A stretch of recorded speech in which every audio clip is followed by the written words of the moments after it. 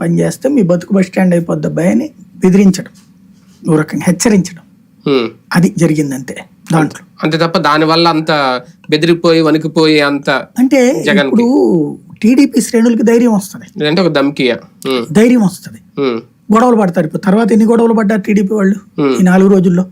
Even కృష్ణయ్యకి రాయేసి కొట్టడమా లేకపోతే ఇంకోటి. ఇక్కడ పోలీసుల్ని బెదిరించడానికి ఒక పాయింట్ కుదిరింది. సెంటర్లో మేము ఉన్నాం, ఈసీ మా చేతిలో ఉంది, నీ పని అయిపోద్ది.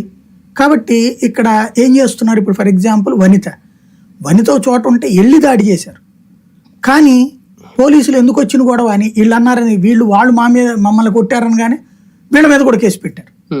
అంటే రివర్స్ కేసుల ద్వారా దాన్ని ఏమంటారంటే బోత్ సైడ్ కేసులు పెట్టుకున్నప్పుడు కేసు తర్వాత కాంప్రమైజింగ్కి తీసుకురావడం. ఇందుకు సిద్ధపడ్డప్పుడు కార్యకర్తలకు కూడా ప్రాబ్లం లేదు. అలాగే కార్యకర్తలకు ధైర్యాన్ని ఇచ్చే ప్రక్రియ అది. రైట్. మొత్తానికి 5 ఏళ్ల